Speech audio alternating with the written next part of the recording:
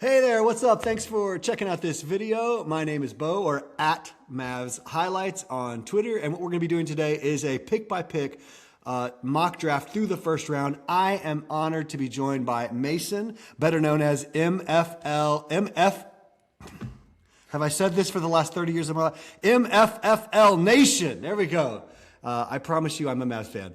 Mason, what's up? Thanks for joining us. Yeah, thanks for having me on, Bo. I appreciate it. I'm excited to talk some Mavs draft, do a little mock draft, and hopefully we can predict this a little properly. I know, and that's what we're going to be going for. We're not just doing like just what I would do. We're going to say like, hey, what would they do? And so as we work through it, because you're the guest, you get pick 1 and pick 9. And so you can decide what we do there. I may have a little bit of pushback along the way, but you're welcome to push back on my picks too. Let's talk it out. Let's banter. Let's go ahead and get started here. We're going to be using the NBA, the ESPN Analytics Simulator. And so there we are. Can you see that, Mason? You good? Cool beans. All right, bud. So you're up at pick 1. Where are you going? What do you want to do? Yeah, if I was, obviously the GM for the Wizards, I'd go a different route, but I'm gonna go based off of what I expect to happen. Okay. If I was, like I said, the GM of the Wizards, I'd be going with DP, but Yeah, me too. I do expect the Wizards to go number 1 with AJ. Yeah. AJ's also been like very vocal about wanting to be the number 1 player in the draft and everything like that. So Absolutely. that's who I'm going to go with number 1. And Okay. could it shake up on draft night? Sure, but I don't think so. Okay, absolutely. And I'm in the same boat with you. I have had Peterson as my number 1 for a long time. I keep hearing like really smart people have Boozer number 1 or Boozer number 2. But like you said, I don't know if you saw on the percentages there, they had a 95% probability that AJ's the number 1 pick. And I just haven't heard anything really to the contrary other than a few kind of talking heads say, oh, it's not settled, it's not sure. But as far as I know, that could just be for clicks. What do you project for him in his first season if he goes to Washington? Like what do you see? It's so tricky because, like, I'll be honest with you, I was pretty high on Coop, and he exceeded my expectations this year. I had Coop, and I mean, look, I did expect Kyrie and AD to play throughout the whole season. When I predicted his stats to start off the year, I had Coop at like 15 points per game, and he averaged just a little above 20. Yep. So in regards to like what AJ can do, I would have to guess, somewhere in around with a Wizards team, if AD and Trey, I would go like around 18 points per game. Okay. That's sort of the ballpark area that I have for AJ. 18 points per game, maybe four or 5 rebounds, 2.5 assists. I think Trey's going to have the ball in his hands a lot.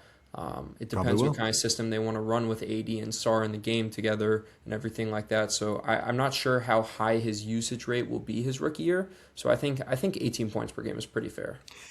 I think those are really solid numbers. 18 is probably where I would have him too. And I was exactly like you.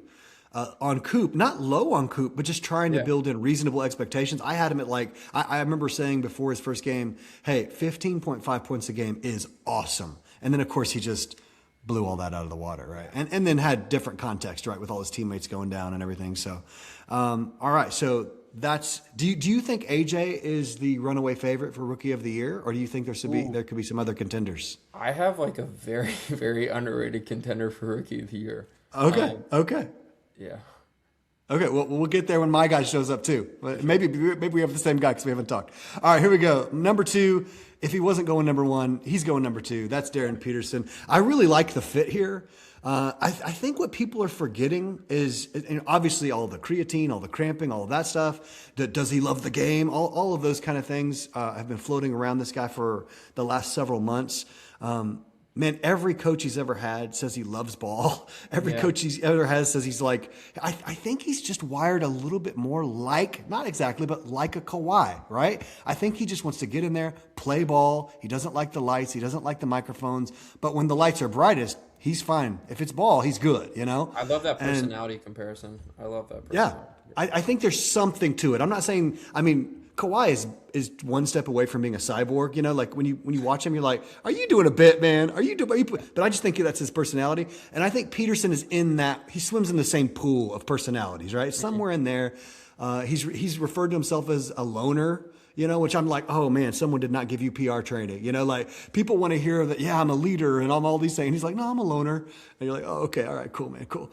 But I think it's just honest. I think he's being honest. I think he fits in well. The thing that I think people are forgetting, other than his lethal shooting and the fact that he was a dynamic scorer in high school and an elite shooter, and I think showed flashes of that same scoring lethality in his 1 year at Kansas, is he's a real defender. He's a real defender. He's going to step on the court day one and be the best guard defender on the Jazz. You know, like next to George there. Like he's going to really give them some optionality as far as for defense. They're going to be such a long and tall team that hey, let me throw you on the spot here. Highest possible projection that the Jazz could finish at the end of next season. What seed or play in, or what, like how many wins do you think they could rack up if things went really well and they land Darren Peterson? So talent wise, I mean they're going to be heavily stacked with DP. Right. It's so, I mean their spacing is so awkward. Ooh. I mean, like if they really go, I mean look, they might have, try to think, it might be, depending on who the Hawks start, the Jazz might have the tallest starting lineup with Keontae, DP. If they go Lowry at the 3, yeah, isn't that crazy? Triple J at the 4, and Walker at the 5. Look, I mean, 4 out of those 5 guys can shoot. Walker can actually shoot the ball a little bit too. Can he? Okay. So I would go, like their peak, I would say like a 9 or 10 playing team.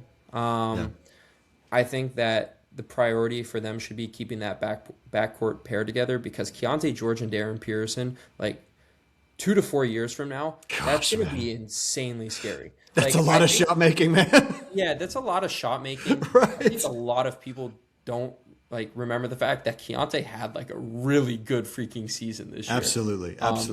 He also can't defend to save his life. He loves. Yeah, that's true. Yeah, is he a local guy? Yeah, he is. That's what I thought. Okay, he went to Louisville. Okay, cool. I thought he was a local guy. Yeah. That's my memory. He's all right, well, yeah. Oh, dude, he's a bucket. Absolutely. I think it's funny too. Like, I think DP is definitely going to be the second pick if AJ goes 1. But I wonder how much Carlos Boozer is in the year at the Jazz. You know, Dad works for the Jazz. And, absolutely. You know, your son's a top 3 player in the draft. But I was making a joke with a buddy yesterday. I was like, you know, Boozer played for the Bulls too. There you go. I was like, you never know. But true. Yeah, I think DP makes the most sense for the Jazz team. There's no reason for the Jazz to go get another 6'9" guy. Exactly. I think the Boozer idea is really interesting. It would be a weird, like Frankenstein of a team, though, man. Like they would have to. They are. Okay, there you go. I think that's a good way to process through that. You would be betting on Boozer and moving off from one of those expensive veterans. So correct, okay, yeah. I'm going DP because he's number 1 on my board. So getting him at 2, I'm feeling really good about it. But I do think the Boozer idea is really interesting. That takes us to the Grizz at 3. What are you doing for Memphis?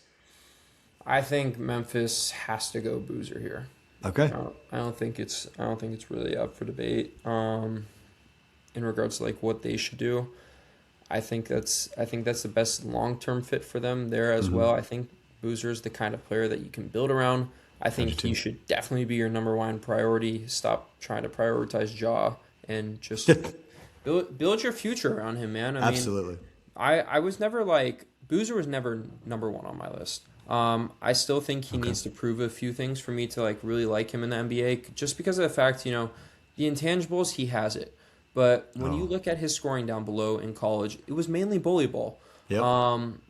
And that's something that I think he's just going to have to find other ways to score around the rim. But intangibles-wise, facilitation, rebounding, blocking shots, I think he's going to be perfectly fine in that aspect. But I just want to see him open up his game a little bit more. What do you think about him? Obviously, the big question about, or the biggest question that I hear the most about Boozer is not on the offensive side, but it's that other end of the court. Do you think that he will be able to be switchable? Do you think he moves well enough laterally to be a decent or at least an average defender in the league? I think he'll definitely be an average defender in the league. Okay. And I think There he you go. can develop to be an above average defender. I mean, he has the size. Oh, gosh. So I think it depends. Like a lot of the times you'll see people say like you can have the size and everything, but it really just comes down to work ethic sometimes. Yeah, sure. He seems like a highly motivated player. I think worst case scenario, he's an average defender though. I'm not Okay. too worried. If you can get him as an average defender and not the kind of guy that gets lost in rotation, here's the thing. This is kind of one of my like mantras when it comes to like trying to figure out a prospect. Bet on smart guys. Yeah. And I don't mean like they did good grades. I mean like basketball smarts, the high basketball IQ. And man, his IQ is off the charts. That's another thing. A guy who's going to come up here at some point, I'm guessing in the top 10. But like that's what has me really like optimistic about Wagler too. It's like these guys play smart. Like you watch them and they're like, oh, this guy should shut him down. I guess he's not going to. He's figuring out counters. He's figuring out ways to get around him, ways to draw fouls. And I think Boozer is like that to an optimum level. Yeah. He's not going to be the best athlete any night he steps on the NBA court. Like there are going to be guys big, strong, fast. And he's big and strong. We'll see about fast. But not many of them are going to be as smart as him. Like he is, the elite processing, as in the last couple of years has become the fun thing for scouts to say, the elite processing. He processes the game. It's okay, I get it. Yeah. He thinks the game, right? He thinks the game well. And he does that at a really high level. I do think, I also think he's the kind of guy, you tell me if you disagree. I think he's the kind of player that could end up being your offensive hub, right? You don't want him bringing the ball up, but like once the ball's brought up by a guard, put it in his hands. He's going to make awesome decisions. Yeah, I think I'm not comparing him to the player whatsoever. But Yeah, I do go think ahead, say it. Go ahead, say it. No comp. I just think that I think he can have a similar like impact as to what Sengun does for the Rockets. Oh, okay, Sengun. Oh, yeah. Oh, I So totally agree. Not to Yeah. where he just has to score in the paint, but he can really have the ball at the top of the key, and they're running a set through Sengun. Yeah. That's just something similar I see. I don't think he's like has similarities in regards to like how they score the basketball or anything like that, but just being that hub, like you said. I bet within 3 years or 2 years even, maybe his rookie year, I bet very soon into his career he's a better player than Sengun. Yeah. They have the same limitations defensively, I think, but I think he'll be a better player. I thought you were going to whisper Jokic. I thought you were going to talk about him as an offensive hub, like not parallel, but like saying like in that vein. I was like, whoa. No. I think the Sengun one is fair. That's not setting the bar too high. Yeah. And I think that's one in time he will definitely clear. All right, that brings us to pick 4, and that's me. And is this just written in stone? Like I feel like it is, except. Unless they make a trade. Yeah, they haven't worked him out. Isn't that the rumor? Which, I mean, it would just be like the most Bulls thing to do. That's crazy. Somehow trade that, but I don't know. I think you have to go Wilson here. Yeah, I am. For sure. I am. I think these 4 guys have the highest probability of being a generational impact. I agree. And you can't risk it. I mean, that's not saying that 5 through 10 can't or 5 through 12. Sure. Yeah, absolutely. But I just think that you got to go Wilson there. When you're picking this high, you really are playing on probability. Correct. It's like Yeah. who has the highest likelihood of being an all-NBA player or even a potential MVP candidate. Like it's just likelihood. Most of these guys will not be MVPs, but who has the greatest likelihood for your team to be a truly great player? And so let's stop because this isn't going to happen in this draft unless there's a trade coming I don't know about. But Caleb Wilson next to Coop. How would you process that? Because in the early days before we knew our draft seeding, we were like, Coop and Boozer or Coop and Peterson, which was my dream scenario. Right. DP and Coop, I just thought was like, oh my gosh, match made in heaven. And some people were leaving like, AJ and Coop, does it work? And then other people were like, no, AJ and Caleb would be awesome. And I just didn't know. How did you kind of process through that as a Mavs fan? I said on Twitter many times before, I was like, I would be totally excited about a Wilson Coop pairing. It'd be exciting. I go back to 2024 and I just remember JT and Jaylen Brown just destroying us. Yeah, And those I hyper think a wings. big pairing that can both score the ball is unstoppable. I think that's more dominant than having a backcourt that can both score the ball. I think if you can have a 3 and 4 be just as efficient, if not more efficient than a 1 and 2, I would take that. And Wilson, I mean, if you talk athleticism, you talk. Yep. I would probably. I don't know if like people are gonna hate me for this take, but I think he's the best defender in the draft. Okay. All right. So I think the pairing would have been great, but unfortunately the lottery gods. Not in our favor. The But it's odds okay. were not in our favor. We got blessed enough. We got Coop, man. We're Yeah. doing okay. And hopefully we land a potential star at 9, or if we trade, we'll see. So it's you're up for the LA Clippers at pick 5. Who are they going to take? It's so tricky, man. If It I is. totally, They're a if tricky totally one. Based off of like everything that I'm hearing, like and Okay. seeing on social media and everything like that, I think the player that's going to fall on draft night is going to be Wagler. Yeah. Okay, I've heard that. But And I think, he could also go right here. yeah, he could. Like he could, like he's been mocked at 5 or 6 forever. But like you said, there's been rumblings of people saying not the best workout or whatever. You Right. know. Now is that smoke? Who knows? But we are hearing that. Yeah, absolutely. I think what's throwing a lot of teams off is that he's not like this freak athlete. No, I he is actually, the opposite of I that. don't know how accurate this is, so I don't want to be quoted on it. But I heard someone talk about the fact that I don't think he dunked the ball throughout his freshman year at Illinois. Oh no, he didn't. Yeah, that's a fact. Yeah. I've heard that quoted a dozen times at least. Which is Yeah. very interesting. Like he's 6'6", but He's 6'6" in shoes. Yeah. he is. I mean, he is my top 1 or top 2 favorite guard out of like. I have been so outspoken on this. I don't think he's the best prospect at all, but he has been my favorite prospect to watch. I love his weird, Yeah. quirky game. I love the way Basically. his decel is so fun. Like, yeah, I love the way he plays the game. I really believe in him a lot. But I have been saying, if you told me, Kingston or Acuff or Wagler, one of these guys in 3 years is considered an absolute bust, I'm afraid that my heart would go, oh, is it Wagler? Was the athleticism and the speed and the strength of the league just too much for him? That college now Illinois was great and they had monsters all around. Yeah. And they played tough guys, right? They played a tough schedule, but like that's still a big leap. The biggest leap is here, like college to league, college to the NBA, and for some guys that's just a leap too far. They're what do they call like the 4A players, right? They're too good for AAA, but they're not quite good enough for the pros. They're that right in between. And if you told me Wagler didn't quite make it, I'd be like, I can see it. Like That's I don't not- want it, but I could see it. See, I had it was with the guys on Mavs Filmer, and we were talking about it, and my bust out of the guards, if someone were to bust, mine's Kingston. Oh, I hate that. My heart can't handle that, man. I know. What do you see? I wouldn't be mad about the pick if we'll obviously see In just a second, yeah. I wouldn't be mad whatsoever. I don't know. Like I'm just I don't know. I'm a little too picky about his game. Okay. The size and like the height is great, Yep. but I mean he is very skinny. He is thin, but yeah. a lot of these guards are. I mean Keaton's pretty skinny. I think he was in the 180s though. Now that's thin, right? But like, I think Kingston's 175. was he really? Yeah. Oh, he's like in that LeBaron weight range. I didn't pretty realize that. Okay. I didn't realize that. I'm pretty sure.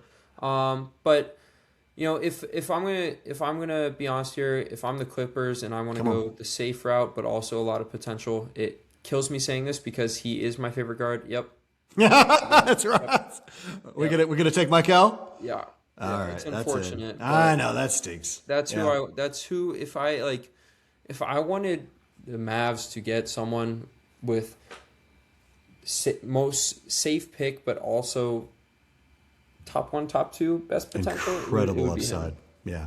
Oh, dude, he lights it up. Like I knew when we landed at 9, I was just like, oh, Brown is the type of guy like AJ, like DeBonza. He is the type of guy who's gonna blow people away in those workouts. And he was like, who was it? Isaac Harris. He was speaking with Isaac Harris that night. And he's like, I love Dallas. Like, yeah, I know. He said that's his favorite town in the country. I was like, was like, okay, baby. There. All right, all I right. don't know too many people who have Dallas as their favorite city in the country. Yeah, So. yeah, absolutely. It's my hometown. I love it because of all the people there, but I wouldn't say it's Yeah. the best town in the country. It's my favorite town because my family's there, my best friends are there, all that. But like, it's your favorite town to visit? I was like, okay, all right. I guess he had some good games traveling through Texas or traveling through Dallas or something like that.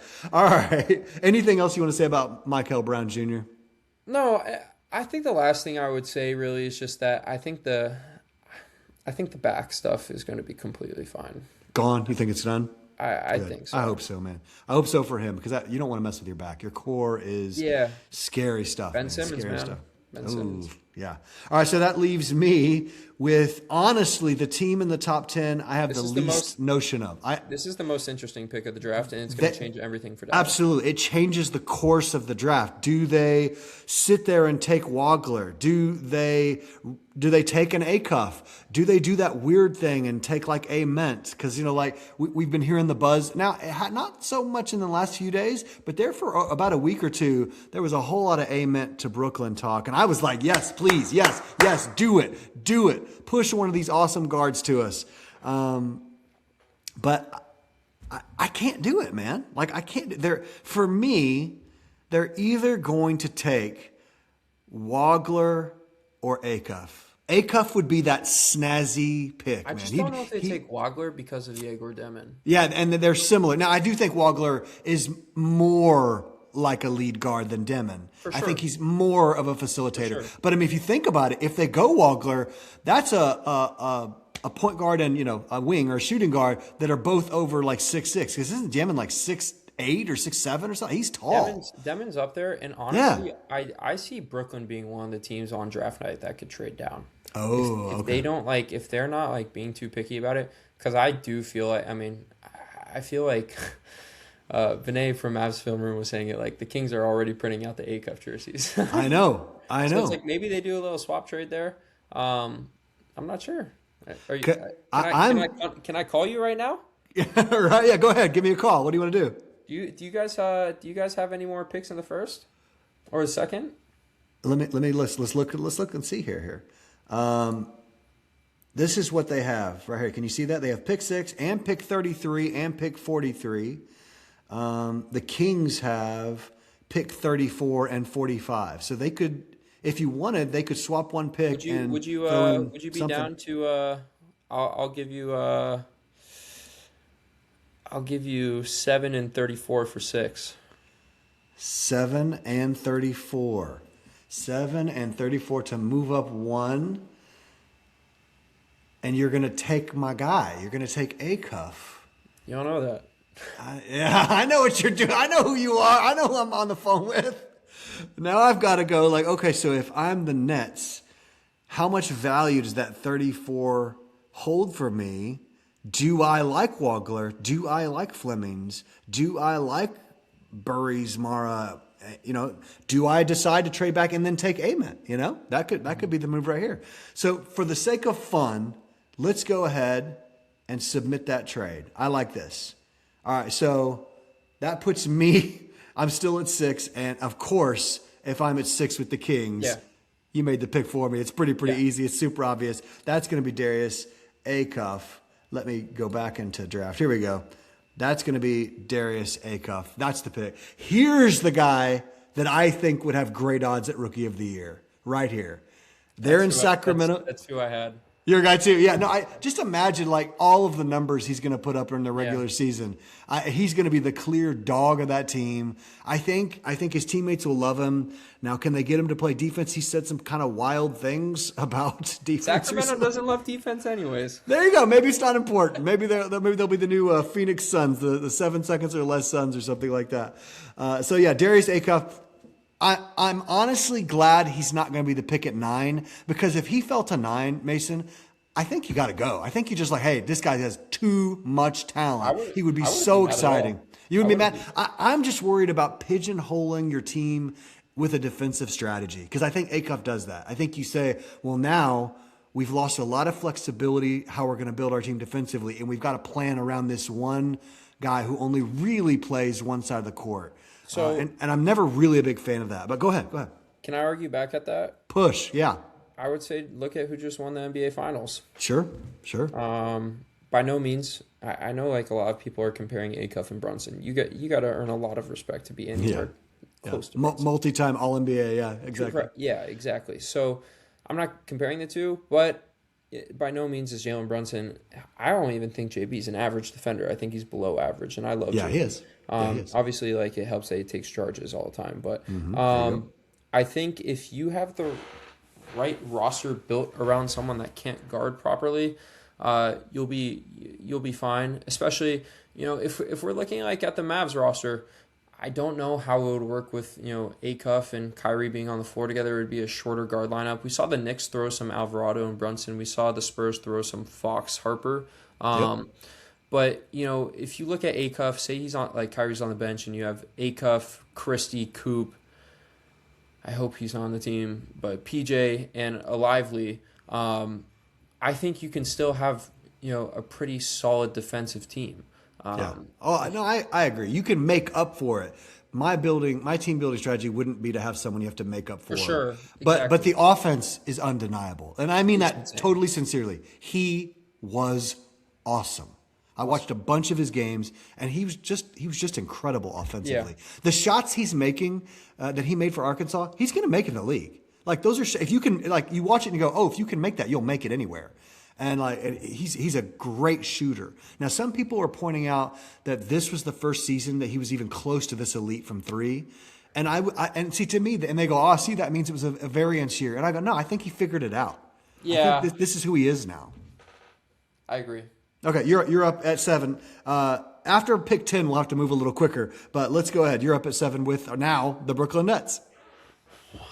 So you get to decide what they're going to do. I didn't have to. Thank you very much for that because I had no clue. Where are you leaning? Do you put any value in the Nate Ament smoke? Do you put anything in that, or do you think that was just smoke? I think if the Mavs, I don't know. Not at 9. Not at 9. Okay, well, okay. If they Yeah. did like a trade, but if they did a trade back like 17 maybe or something like that. Okay. Ament to the Nets is interesting. Got Wagler, got Kingston, got Burries, got Mara, got Yaks, got Phylon. Are you a Phylon guy? I'm a massive Phylon. Oh, see, I thought you were. Okay, cool. Yeah, I'm a big Phylon guy. Okay. Man, I just don't know who they would prefer out of these guys. I feel like it's either gonna be Ament or Wagler. Okay. These next two picks are gonna be really spicy, actually. Oh man. Okay,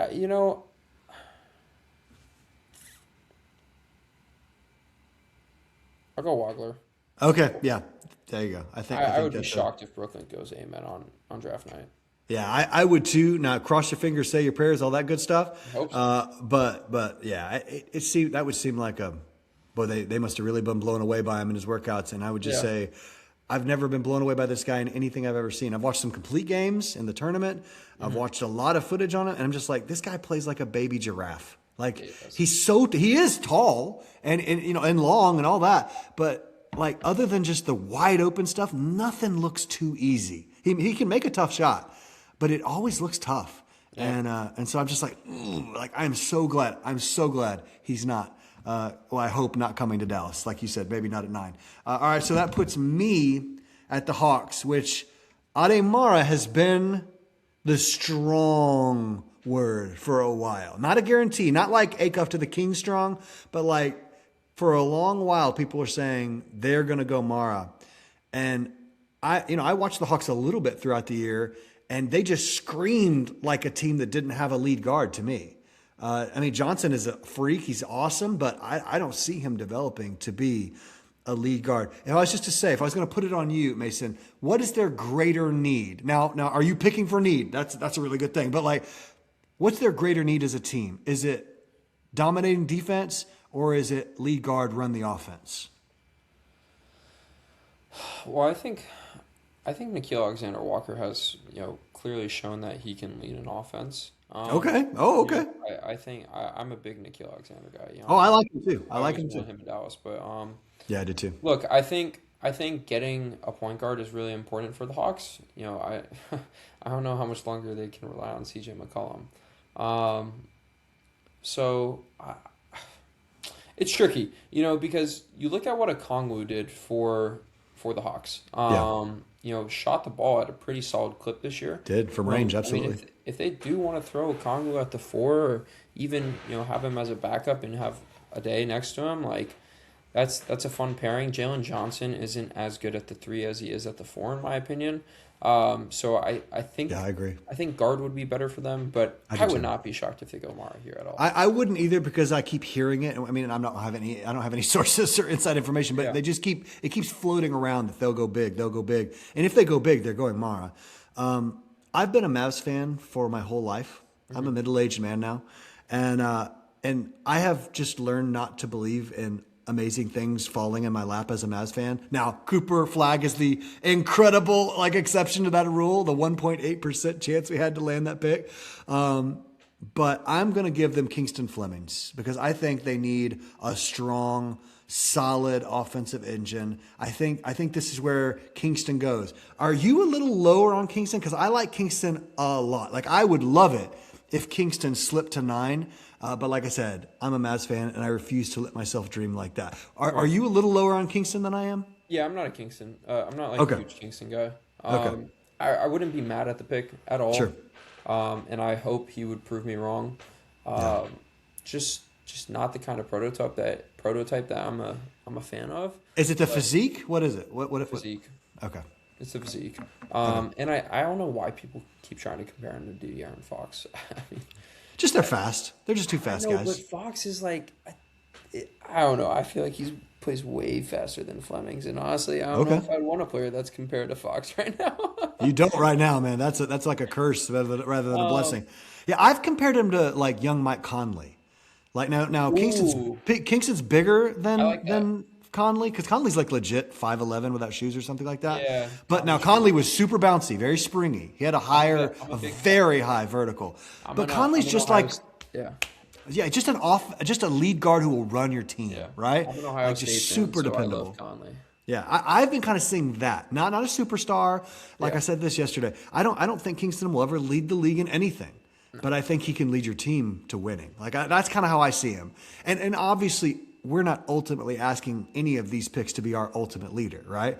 We're going to put them next to Coop, and so I see Kingston and Coop being like a two-way team that could really make a difference. And I think Kingston's game would flatter and complement Coop's game in a real way. And also, like, we look at guys like in college that have played for great programs and also great Houston's coaches. And when we were talking offline, sort of similar to Jalen Brunson coming from Villanova and having Jay Wright as a coach. By no means does Houston have a bad coach. They have a great one. So I think that winning is going to translate to the NBA regardless of where he goes. Yeah. For pick 9.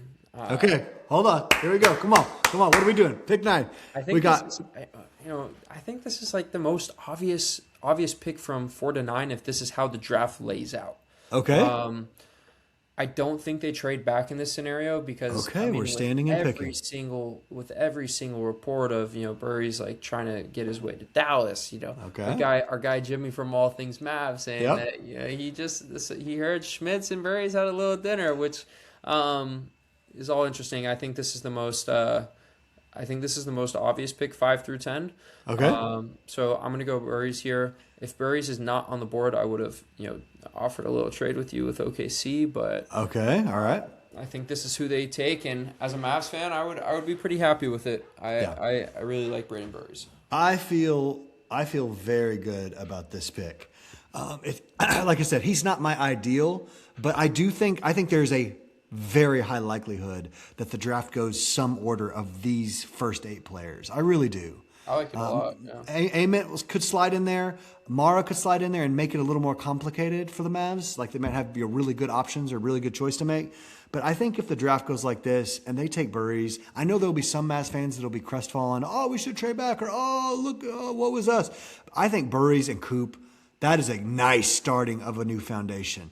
Two-way players who can kind of do everything really well. Now, I think Coop does everything better than Burry's does everything, but I think they both do everything really well. I think Burry's next to Coop is really, really attractive. Now, I was just watching a video from Locked On where Isaac Harris interviewed Burries, and he asked him, he says, can you be a lead guard? And Burries instantly, now I'm sure he was trained to say this, but instantly was like, oh yeah, absolutely, put the ball in my hands. And that was the first time I'd really heard him say that. I was like, because he wasn't a lead guard at Arizona. He was some in high school. But even in high school as lead, he was still a scorer, like primarily. But I like his defense, man. I think it just immediately projects.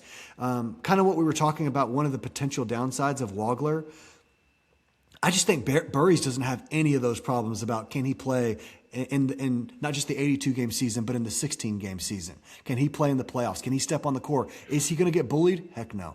He's a bully, you know? Yeah. And so he will hold his own. Something I just found out, and I posted a clip earlier today about an interview that he had over a year ago. I just watched and he talked about being a football player and how it made him strong and tough. And I was like, okay, all right, I like built that. like one. Yeah, oh, absolutely. And that was a year ago. He's put on muscle since then, noticeably put on muscle even since then. Now he's almost 21, so he's a young man. He's not a 19-year-old or something like that. He's a young man now. But yeah, he's strong, and his game is strong. I don't know. Here, let me ask you, Mason. Do you think Burries, in the context of Dallas, next to Coop, do you foresee a potential where he would ever be an All-Star? Oh man, I think it's okay. So the thing is for me is I think it's tricky to predict someone outside this top four being an all-star. Okay. See, like I think Mike Hell could be an all-star pretty easily. I really do. I think if he hits, if I it's chose big. automatic all-star out of any of these guys, it would probably be Acuff. Acuff over there in the Kings. Yeah, just regular season offensive output. Burries. I mean, look, a lot of people say like his upside comparison is more of a Jamal Murray. Yep, he says that about himself. Yeah. Yeah. So I mean, if that's what's wrong with Jamal Murray? Nothing. That's a good play. No, Yeah. and by the way, he's a better defender than Jamal Murray. I project him to be a better 100%. defender. That's why he gets the. Well, I don't agree he's this elite, but that's why he gets the Derek White and Drew Holiday comps here and there. I don't think he's. I mean, he's got to work his way up towards that. He wasn't the POA defender at Arizona. Nope. Like Karchenkov was. Karchenkov and Bradley. Mm-hmm. He was a really good defender. I loved watching that. Well, yeah. And it's tough to know how to project someone forward when they're basically on a super team, you know? Yeah. It's really hard to go like, he was surrounded by awesome defenders at every spot, you know? You got Krivas in the back, you got Bradley, you got Ivan, you got Koa Pete, who's an awesome college defender. And then there's him. And I think they were all together as a unit, just an awesome defense. But I believe in his defense. I really do. I think he's going to be a dog defensively. I would be pretty happy with this pick. And I think I would say if someone were to have the money line odds of who goes 9, I would say that Braden Burries is at the top of the list right now for most favored. Yeah, I think so. I mean that's all the smoke, right? Is Burries. Yeah. I haven't heard a rumor of any other player by name outside of Burries. And then our GM is meeting with him and having lunch with him. And I'm sure he met with other people too. We just didn't hear about that. We just didn't have any of Jimmy's minions reporting back to him. I saw him at the restaurant. By the way, I love that. If you ever see that, I love that your people are like, well, we'll DM Jimmy. I hope they're always telling him the truth. But that's awesome. Those reports are really fun. I wish we had something similar to Pelinka and Nico meeting. Yeah, the pictures, like the little pictures. Yeah, absolutely. Yeah. That would be great. All right, so that brings me to the Bucks at 10. I'm very happy with the Burries pick. It wouldn't be my ultimate choice, but if the draft goes like this, falls like this, and I think it very well could, I'm very happy with Burries. Now, if someone comes in and blows us away with an awesome trade back offer, I'll listen to that too, because I really think starting at about 9 through 18, that range, there's a lot of really good guys. And I think some of them are going to really hit, some of them won't. So if you get 2 bites at the apple instead of 1, I understand that way of thinking, but I do like Burries here a lot. All right, so that leaves me with the Bucks at 10. And I have been consistently. Yeah. And I'm just going to do it. Here we go. LeBaron goes to the Bucks. He's going to go in there. He's going to be great. He's going to blow people out of the water. He's going to be one of the guys in a year or two that people are like going, he went 10? He went 10? He's running their offense. I don't think he's going to be a superstar, but in Milwaukee, I really think he could be, with the right help, the right coaching, the right cast, a star. So what do you think about LeBaron to 10 to the Bucks? I totally agree. Oh, good. Yeah. Cool. I have zero argument with that one. Okay, cool. All right, let's start picking up the speed now, starting at pick 11 because we got to get through the Mavs at 30. So let's go. What do you got with the Warriors at 11? Yeah, I think this one is going to be Yaxel for me. Yeah, exactly right. Okay. Yeah. What do you like about him? Did you have any thought about him at 9, any at all, or would he have only been a trade back guy? No, okay. I have actually hated people saying that he should go 9. Okay, all right. Yeah, I wouldn't take him, but I can see the argument. I can see it. I mean, he's a Masai guy for sure. I mean, that's what I'm saying. Yeah, he screams Masai. I just think, like, look, a lot of people say when it comes down to, like, the draft, you take the best talent. Mm-hmm. I'm more of a guy that if you can combine talent with fit, you take that. And I think talent plus fit would be one of these elite guards.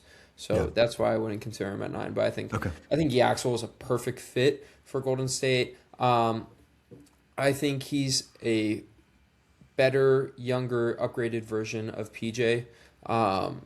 And I mean, I think he would thrive so well with Golden State. It's just unfortunate because I wish, like, as a basketball fan, I wish Steph was a few years younger so we could see Yaxel and Steph in the league together for, like, multiple years because we really don't know how many more years, like, the Avengers have left in them. So not many is the answer. Not many. Yeah.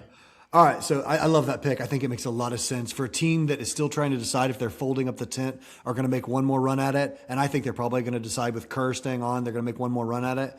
I think Yaxel slots in as the type of rookie who will make awesome winning impact early on. He's going to cover guys. He's going to be switchable on defense. He's going to hit open shots. He's going to make a lot of defensive play. I just really like Yaxel's game a lot. So I think that's a great pick. And we're going to move quickly. We're just going to, hey, you know what the Thunder figured out that they need? A Wemby stopper. Is this a Wemby stopper, Mason? Heck no. Heck no, this is not a Wemby stopper. But it is a big old man that if they're not going to keep Hartenstein around, I think could come in and do a lot of the interesting things. He's not as laterally. I mean, I don't know. He's really shocked me with his numbers at the combine. Like I was like, oh, this boy moving a little bit. This Giant's moving a little bit. But he will clog the lane. He will make it miserable for you to drive in there. Now, maybe he's going to pick up a bunch of fouls. We'll see if that haunts him. But I think he will add a defensive presence to that already awesome defensive guard team, guard core they had. I think it allows Chet maybe every once in a while to push to the 4, maybe not have to get beat up and embarrassed by Wemby all the time. That was my thing. If they make this pick, it's sort of like, okay, Hartenstein, you're good to go because I think he's gone. Yeah.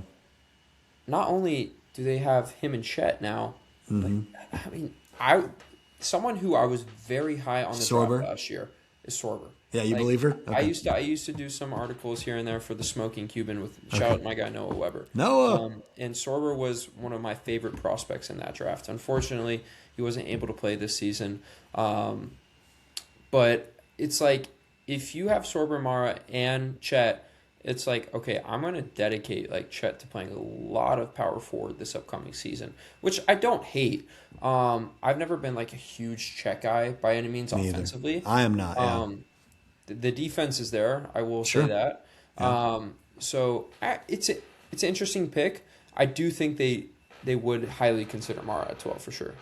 I think Mara goes by 12 is kind of some of my consideration. Yeah. And so I think this keeps them out of a little bit of cap hell with letting them move on from iHeart.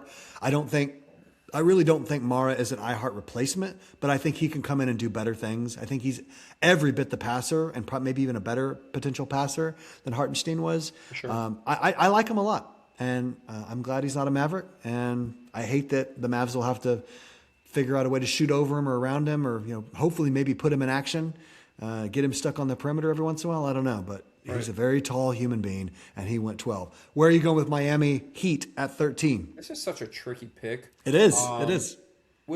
And to be honest, I can't really it's hard to take this pick because you don't know what they're gonna Is there going to be Giannis? trade? Yeah. Mm-hmm.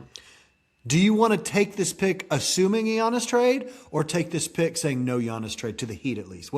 Let's decide right now. Yes, Giannis is coming to the Heat, or no, Giannis is not coming to the Heat. That'll maybe help you make the pick a little more clearly. You know what? I'm going to say I would make this pick either way. Oh, best of both. All right, where are you going? Someone who I think is one of the most underrated prospects of the draft. Okay. I'm going to go Cameron Carr. Oh, okay. I love this.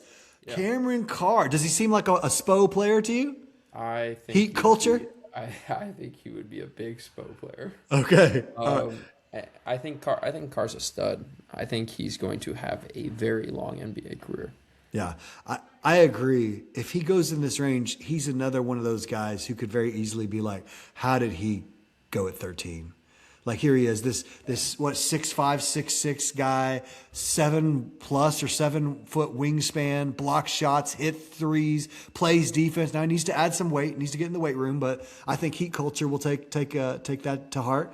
I'm interested to see what you do at 14 there. I don't have a clue.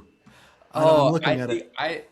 Can I say who I would take? Sure. Oh, please do. Give me some guidance. I would say I would 100%, and this I would hate it for the NBA because they would make them such a better team. But Morez Johnson to the Hornets. Yep. This is where really scary. Absolutely. Like, he would be a perfect fit for the Hornets. If the Mavs were able in reality to do a trade back with the Hornets, I'm taking Morez here.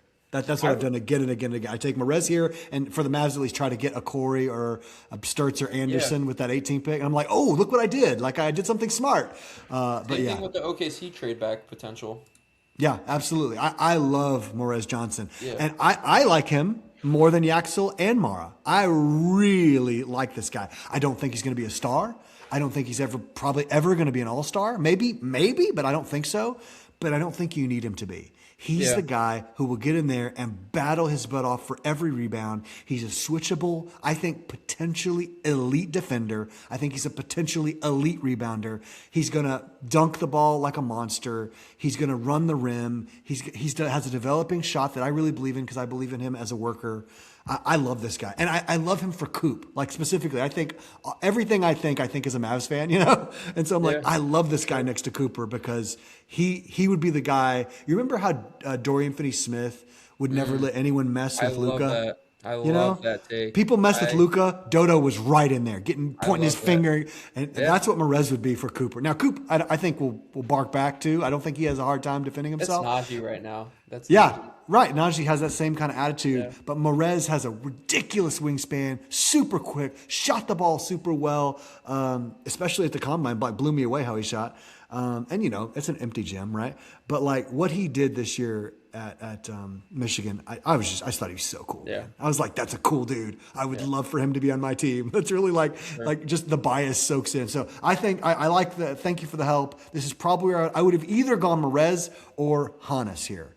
I think Mavs fans don't know much about Hannes. I think they've kind of missed how good he is. So good. He's a Wurzburg, Germany. Yeah, right. Exactly. We could have had all three. We could have had him, Maxey, and the big G, the big German. That's who I'm going here with 15. Okay, all right. I think it would be a fun fit next to Bozelis. With the Bulls. I did consider the Bulls potentially going with like a Sturtz kind of player here. Okay. I think he would be a fun pairing with Giddey, just because I mean, they I forgot. No, well, they got Caleb. They already got Caleb at 4, and then Caleb at 4. They have Giddey at the 1. I mean, Simons. So is are you team, right? Ooh, I believe so. Yes. Yeah. And so, do you project Steinbach as a 5? Are you playing him next to Caleb? Is Caleb at the 4? Is Caleb at 3? I think he's a fun stretch 5. I think so too. I think if you have a lineup of Steinbach at the 5, it's tricky because you would probably have to go Matas at the 3. Yeah, he can play 3. Absolutely, he can. Yeah, I think he can. Yeah.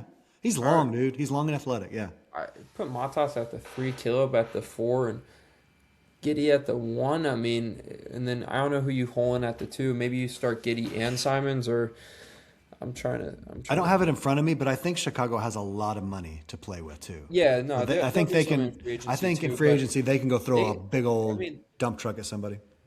they could be like a 7 or 8 seed next year. I mean, if they have that kind of draft and get someone in free Yeah. agency. So I like the Steinbach pick. I think it would be a fun watch. He's a stud, man. He He's is really off. You know what? I love that he and Merez went back to back because I've been thinking and processing through that. I think they're kind of like the other side of the coin from each other. Everything that yeah, Merez does defensively and rebounding, Hannes does offensively and rebounding, and like they're just like Hannes is one of those like unstoppable forces on the glass. Like right. he's good if it's in his zip code.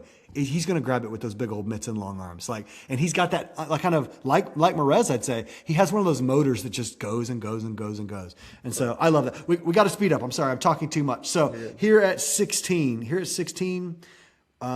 we gave Boozer here, and so at 16, what do the Grizz need? Could this be a Nate Ament landing spot? I don't think so. You don't think so? You don't think he might be the analytic darling, the length, all of that? I mean, I feel like the Grizz are preparing for Ja to leave sooner than later. I could be wrong. Okay. Do you see anyone outside of a Corey of this guard core of having any star upside? I mean, like star. I love Sturts. I love Christian Anderson. Anderson. I don't. I'm a big Christian Anderson guy. You think he could be a star in the league? Yeah, I think he's also the best shooter in the draft. Oh, he is. He and Sturts are the two best shooters in the draft. Yeah. Absolutely. A Corey?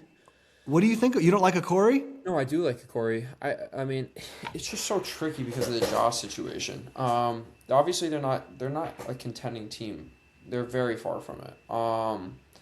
So I think they go guard here. Amen. I mean, I don't like Amen at 18. I would be or 16. Sorry. It's not a bad time to take him. Honestly, I think if you believe in his upside, I don't. If you do, he could be a steal here. Absolutely. I mean, he has the upside for sure. I just don't know if he'll ever get to it. But what about JQ? What about Quaintance? What about drafting potentially the best defensive player at 15 in this whole draft? Now the injuries, that injury sheet is scary. I don't know. You tell me, GM. No, I know I've got to make the pick. I shouldn't be dumping on you here. Okay, so here's what I'm gonna do. I like the direction you gave me. I like the guidance about a guard.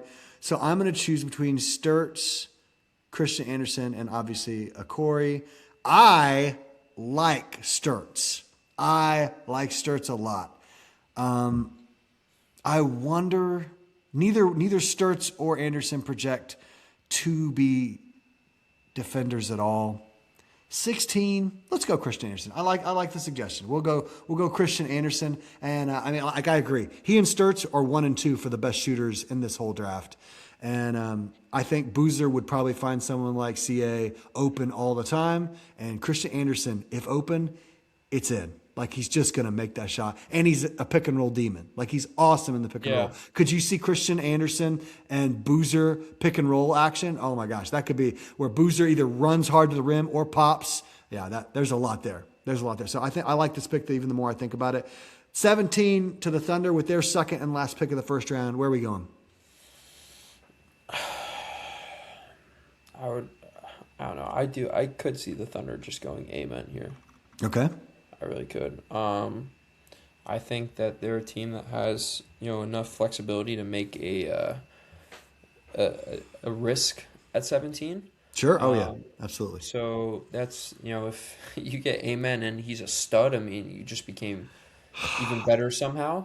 And Presti sits on his golden throne for several years longer. Yeah. And if he flops, no biggie. The only thing for the Thunder is that you look at their drafts in the past. Sorber got hurt. Topic has been dealing with injuries. So it's like, do you want to risk this pick? And it's like you look at JQ. It's like, do you want to get another injury risk kind of guy? Exactly. In regards to like guards and everything like that, AJ Mitchell, Shea, they've got guards. Case, I feel like they're good on guards. Exactly. So it's a tricky pick.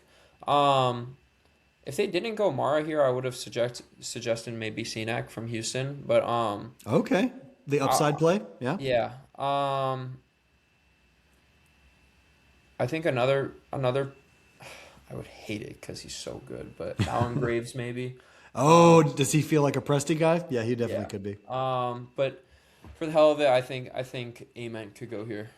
So that's the pick, locking it That's the in. pick. Yep. Nate Ament drops all the way to 17, and let's see what they can make of him. If anyone can make something of this guy, the Thunder probably can. That brings Yeah. me to 18 to the Hornets.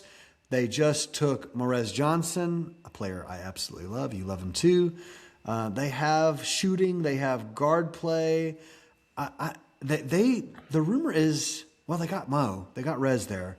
Maybe I don't take another big here. Maybe we solidify some wing depth or What do you think? The Hornets have a lot of shooting. They have a lot of shooting. They led the league in threes. They had, their three guys were some of the best three-point shooters in the entire league. I think, were they 1 and 2? Or how did that go? They were up there. Khan was 1, I know that. But I think LaMelo might have been 2 or was right around there. Luka, of course, would have surpassed him if he'd have been healthy, but he wasn't. Let's see here. It's tricky. It's weird because especially with the Kobe White trade, like they have a lot of guard depth as well. Yeah. Maybe they take one of these guards and develop them. I mean, What do you the thing is that Kobe White can play the two.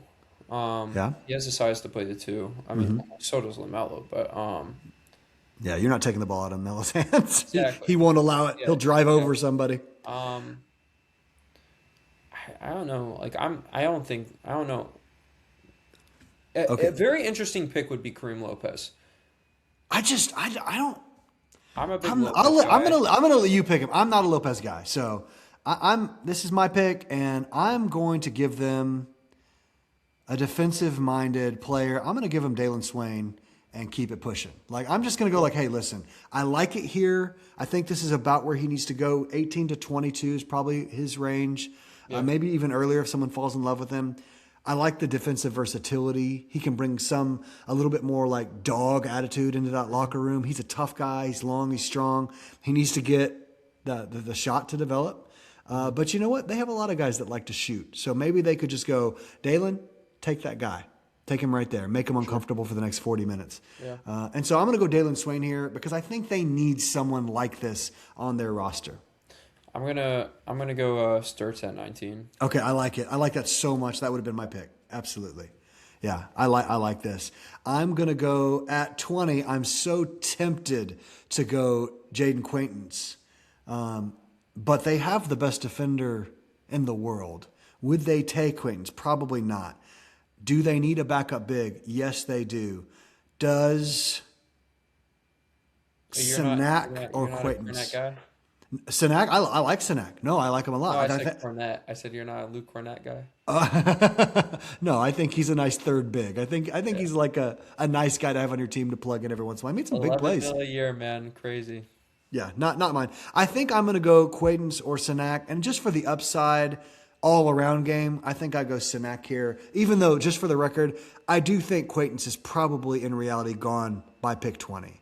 Yeah. I think some GM is going to go, I want the best defender in the draft, and I can get him healthy. If the medicals are remotely good on him, I think he goes earlier than this.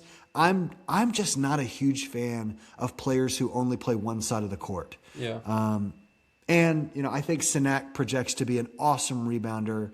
I think he's going to hit shots. And I could see a world where he could be on the floor at the same time as Wemby. Wemby plays on the perimeter so much. So there we go, Sinak. We got 21 to the Pistons. What do you got? I think the Pistons need more offensive scoring. That's why I just don't see Quaintance falling this low. I know. I just don't see it. I think Quaintance, it's funny. I could potentially see him going to Philly at 22. Okay. Okori would be a fun fit with Detroit if they didn't already have Jenkins. Okay. So that's the tricky part. Pete is someone who I think is going to fall. Yeah. So the main guys that I'm looking here is obviously Alan Graves. Okay. And I think like you talk about like a winning player, someone who would fit perfectly on a team that's trying to contend off the bat. I think Graves is the best fit for Detroit here. Okay. I don't think you need Quaintance if you're going to stick with Jalen Duren and Isaiah Stewart for the long term. Yeah. Especially Paul Reed had a great offseason or a great postseason run as well. So Solid. Very solid. I think they're sort of stacked in regards to that position. I think Graves is a flexible player. I think he could play the 3 through 5. Okay. Ooh, 3. Okay. Yeah, You don't think you think his feet are quick enough for the 3? I think so. Okay. All right. He's smart. He's a smart player. He's a very smart player. I would go Graves here. Okay. All right. Put it in. There it is. Boom. Yeah. All right. So my one thought with the Pistons is they need shooting. Do you believe in Graves as a catch and shoot shooter? He's not going to be a lot of self creation, but Cade's going to do that for you. Do you believe in that shot over the next couple of years really developing into something solid? Over the next It couple was of years, decent. Sure. Okay. Yeah, for sure. Yeah. Great. I think we've seen so many guys develop their 3-point shot over the years. I mean, look at one of my all-time favorite Mavs, Dodo. I mean, he developed the hell out of his shot. Top 10 Mav for me all time. If you Absolutely. just prioritize yourself as a 3-and-D kind of guy, you can easily do it. Yeah. I'm starting to get bothered by the Quaintance fall. Yeah. And I'm just watching it at the 76ers here and going, do they take a pick on an upside defender? And would that be like the Philadelphia? Would that be like the signaling of, man, what are we doing with Joel Embiid? Like, they can't move him. Like, he can't stay healthy. Like, I think he's fallen too far. I think he's gone by now. And so I think this is a huge upside play. I'm leaving Lopez for you, honestly. I just don't get his game. I get that he's tall, he's got big hands. I just don't see any development of a shot. I mean, if you say he's going to shoot, that's entirely projection. Like, that's like, oh, okay, we're believing in things we haven't seen. Koa Pete, same thing. I think he's an awesome athlete. But I know that Jaden Quaintance is an awesome defender. And you put him with VJ and Maxey, and that's a cool young trinity right there. I like that. So I think this is going to end up being one of the steals of the draft. Yeah. Okori. If healthy. Okori at 23. Ooh, I love this.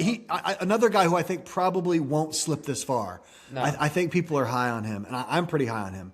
Like I said, when the Mavs trade back scenarios, I always try to get either Morez Johnson or Hannes, and then try to get Okori if he's available. I love him. Through the roof. I love He's the a great speed. scorer. Unbelievable. I think he's going to be a really good NBA player. He'll have to develop as a facilitator. Yeah.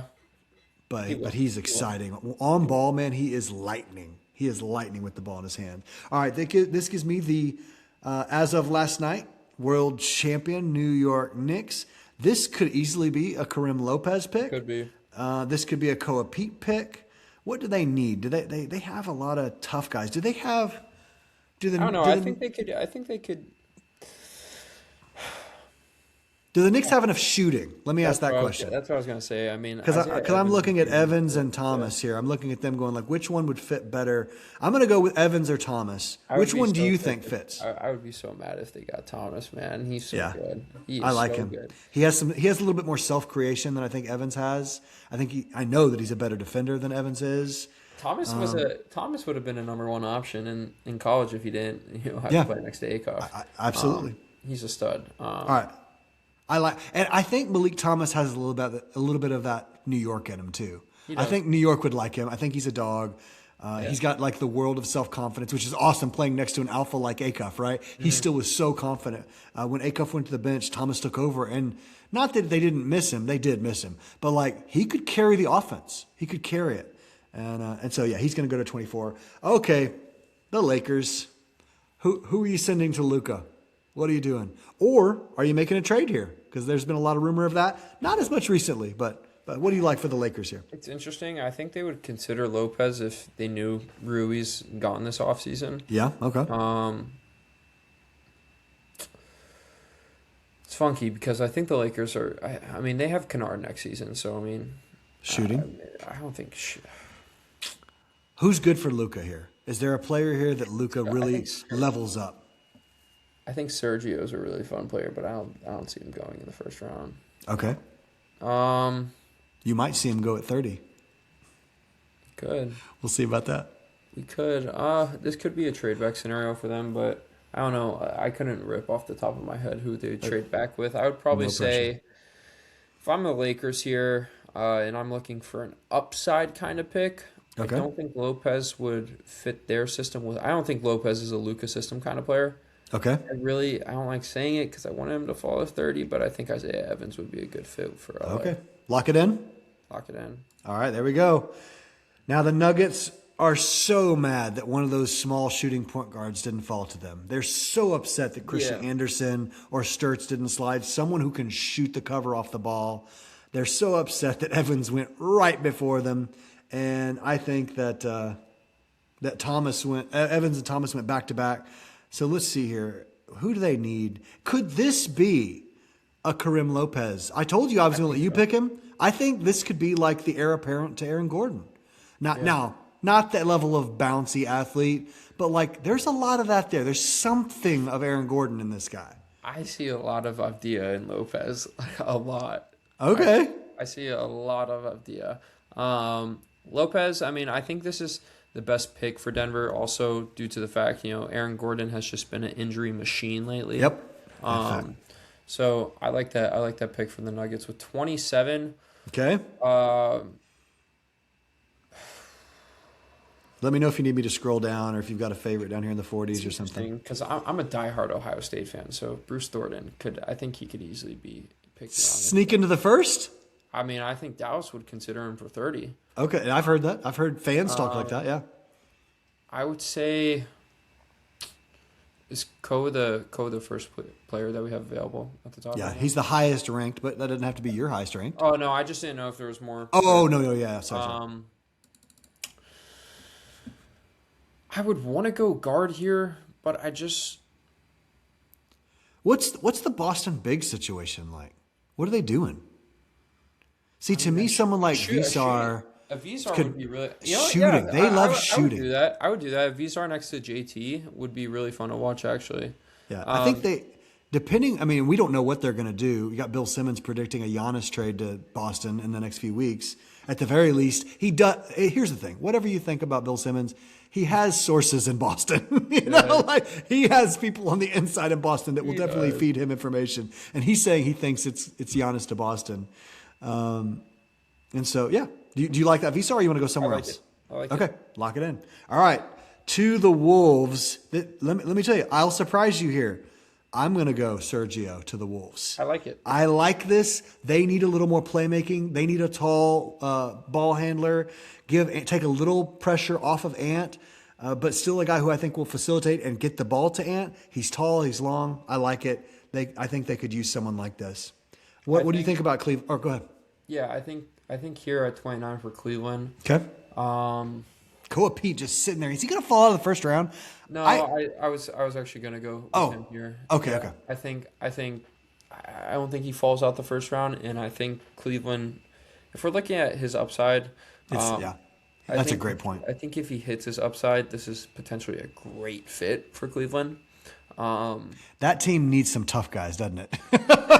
They folded like a sheet in the playoffs, man. I think Co's still a good defender. I do too. The offense is where the big question marks at. That's the only concern. So I think Ko, if he gets that offense rolling, and I think it's going to be pretty beneficial for him to have guys like James Harden, Donovan Mitchell, and Evan Mobley by his side to help him with his game. Because I think people tend to undervalue player development with their teammates. And I think we witnessed it this past season and a half with Kyrie and Brandon Williams, seeing how much a teammate can help a teammate out, or Kyrie and Coop. So when you surround yourself by a bunch of great players, you tend to get better as well. And so I think Pete's the good pick for Cleveland here. Lock it in. All right, now let's make this final Mavs pick at 30 together, Mason. Kind of help me out because I like some of the names here on the board. I like Joshua Jefferson, but to me, he's a PJ Washington replacement. Ooh. To me, now, if we're sticking with PJ, I think Joshua Jefferson is I don't know. Unless you're just saying no, he's the guy who comes off the bench and fills the PJ role. I'm not sure. I like Terrace Reed as a big man. It's just a legit big center, right? He's nothing crazy. He's not 7'3". He's what? And with shoes, he's 6'11" or so. He's tough. He's a great rebounder. Just reminding us already, we got Braden Burries there at number 9. This is the last pick. This is closing out our mock.